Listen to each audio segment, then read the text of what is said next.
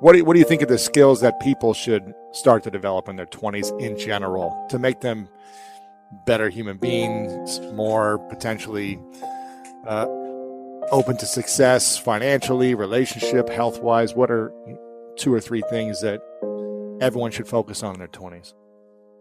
Well, it certainly doesn't hurt to be in good physical condition, so we can walk through it. Stop drinking too much. How do you know if you're drinking too much? You regret what you do when you're drinking. It's interfering with other important goals. It's causing you financial distress. It's getting you in trouble with your friends or your family. It's getting you in trouble with the police. Okay, so stop abusing substances if you can, right? If you see that they're hurting you. And alcohol is particularly pernicious in that regard. So, physical health. Are you in decent shape? Are you strong and coordinated? And if you're not, well, you'd be better if you were. You'd feel better. You'd be more effective. You'd live longer. You'd be less sick. And you really see that mount up. Like if someone's been in shape once in their life, they age way better.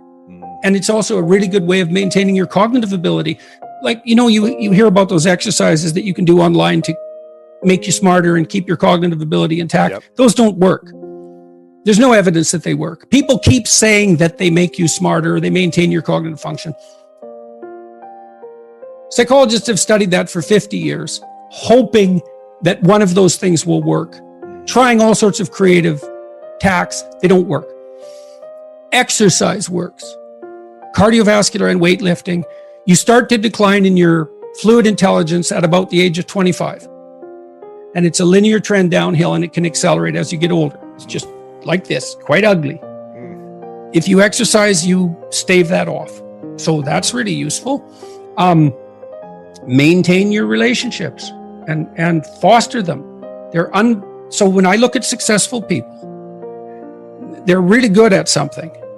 They're reliable, right? You can count on their word. They're generous, and they have a wide connection network, which becomes more and more valuable as you get older. Yeah. So it's one advantage that older people really have over younger people. They have a connection network, and a connection network is huge. Well, you could be connected to 1,000 well-connected people. Okay, that means you are connected to the entire world. Right, it's unbelievably valuable. And that's one of the things that's so absolutely remarkable about the situation that I'm in right now. As far as one of the great benefits is I can contact pretty much anybody and they'll talk to me. It's like, really? That's so cool.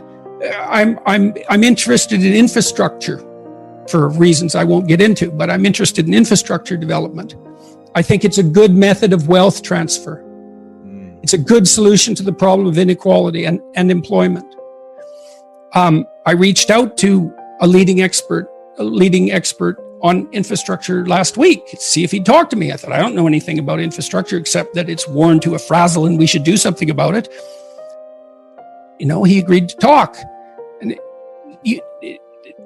having a connection network is of inestimable value. It's huge. Reliability, generosity, you can work on both of those. Philosophical sophistication, it's very useful because it orients you properly. You have a sophisticated sense of the world. You find, for example, that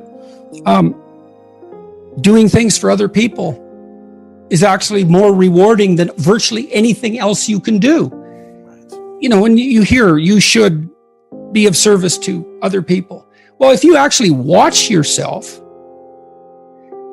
you pay attention to yourself and you do something that helps someone else and it genuinely helps them, I defy you to find another experience that is that satisfying. It's actually quite stunning how satisfying that is. And so that's a very useful thing to realize.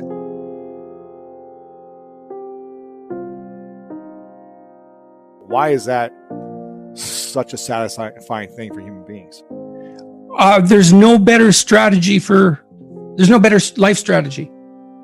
I mean, imagine, I could give you a quick sort of technical example. So imagine I take two people and I say, okay, I'm going to give you $100 and you have to give some of it to the person right beside you. And they can either agree or disagree with the split, but if they disagree, you don't get anything. Okay, so a classical economist would say that the person should take the 100, offer the person next to them $1, and the person should accept it because why not? They get $1 instead of nothing. And that's the solution. But what happens is that if you don't offer that other person something close to 50-50, they're likely to tell you to go to hell. Yes. Yeah. Very. And then you get nothing. You get nothing too. You think, well, why would people do that? Because they just reject $50 and who cares? And the answer is, well, we don't just play one game with other people. We play a repeating game. And so imagine we did this. So imagine it's a crowd and they're all watching you. And I offer you $100 and you have to share it with the person next to you. And you say, would you like to take $70? And the person says, well, I'm not sure that's fair to you, but if it's okay, yes. But then everyone else sees that. And now they all have an opportunity to pick who they're going to play with next. Well, you're not going to get picked last, are you? Remember what you told me? You didn't want to get picked last, right? I did not. Okay, so what you did was you turned yourself into an athlete. A machine. Okay. Always get first. Okay, great. So, but imagine we expand that game. Yes. And we say, you want to be the person that everyone wants to play with. Yep. Well, then all you have in your whole life is invitations to play. Well, how are you going to be that person? Be productive, straightforward, generous. Make everyone else better around you, and they're going to want to play with you. Absolutely. So there you go. And then you get to play. Yeah, exactly. Well, how is that not the best possible deal? It's clearly. See, so the reason, if the ethical argument is put properly, it is by far the most compelling argument. It's like if you want to have everything you could possibly want and more, then be a good person. The better a person you are, the more likely that is to happen. That doesn't mean that you're completely protected against getting cut off at the knees. But there's no better strategy. That's it. And you can even think about it selfishly. And I talk about this to some degree in Beyond Order. Let's say that you want to be selfish. You think that's the best possible strategy. Mm-hmm. Why should I care about others? Okay, let's say you should only act in your own best interest. Well, then it's like, well, what's your best interest? Well, what does interest mean and what does you mean? What's in your best interest? Your best interest. 3 mysteries. What's best, what's interest? Okay. Well, there's you. But you aren't just you right now. You're you, and you tomorrow, and you next week, and you next month, and you in 5 years, and you in 10 years, and you when you're a pensioner. You're a community of selves stretched across time. And so if you were enlightened and selfish, you would act in a manner that would benefit that entire community across time. And I don't think that's any different than acting on the best possible part for other people. I think they're the same problem. So I think as soon as human beings discovered the future,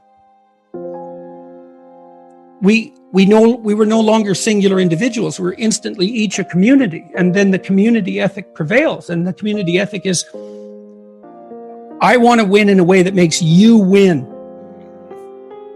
That's the best possible victory.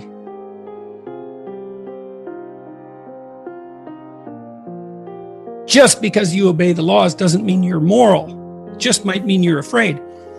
In any case, so the question is, well, what socialized this brute? Well, he was taught in the Navy SEALs. Take care of your team. That's your fundamental purpose. And he noted, and we had a long discussion about this, the successful guys, man, they've got your back. Wow. Right. That above all. Yeah. And if you aspire to a leadership position among those brutes, let's say, and you aren't someone they know to have your back, they're not following. You're not going to make it. And so this is why the discussions of power that are so prevalent in modern culture bother me so much. It's like, you think male hierarchies are predicated on power? You really think that? They are when they've gone rotten. But when they're not rotten, that's not what they're predicated on at all. The capacity to exercise power, that's really important. You need that. It has to be part of you for you to be admirable. It's like you could be a badass son of a bitch. Yes, I see that. And that way I'm somewhat intimidated by you. And that's actually a testament to your moral virtue, that you have enough force and power to be intimidating. But then if you can encapsulate that and take that potential for power and harness it to this broader good, well, that's unstoppable. And a real functional hierarchy